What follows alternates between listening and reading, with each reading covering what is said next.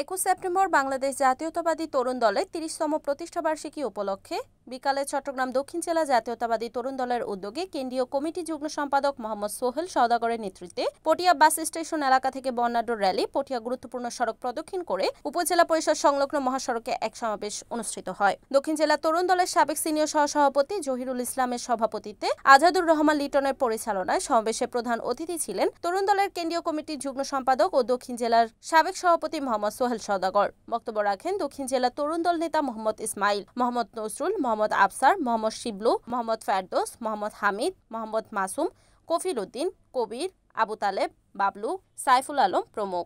বক্তারা বলেন, গণতন্ত্র ফিরিয়ে আনা এবং জনগণের ভোটাধিকার প্রতিষ্ঠার জন্য তরুণ সমাজকে ঐক্যবদ্ধ হতে হবে। দেশে যে কোনো ক্লান্তি লগ্নে তরুণ দলের নেতাকর্মীরাই রাজপথে গুরুত্বপূর্ণ ভূমিকা পালন করছে। আগামী দিনে চট্টগ্রাম দক্ষিণ জেলা বিএনপির আহ্বায়ক জননেতা আলহাজ মোহাম্মদ ইদ্রিস মিয়ার নেতৃত্বে যে কোনো ষড়যন্ত্র মোকাবিলা করতে প্রস্তুত থাকতে হবে।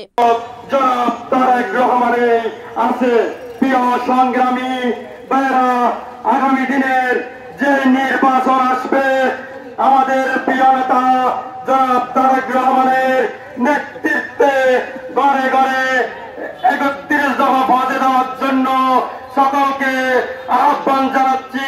প্রিয় সংগ্রামী ভাইয়েরা, তিনি বেগম খালেদা জিয়া জনাব তারেক রহমান জিয়া রহমানের হাতকে শক্তিশালী করার জন্য আমরা যে পদক্ষেপ তরুণ দল নিয়েছি, আগামীতে আরো ভবিষ্যতেও আরো ইনশাআল্লাহ আরো বড় পরিকল্পনা করব রাজপথে তারেক রহমানকে উপহার দেওয়ার জন্য।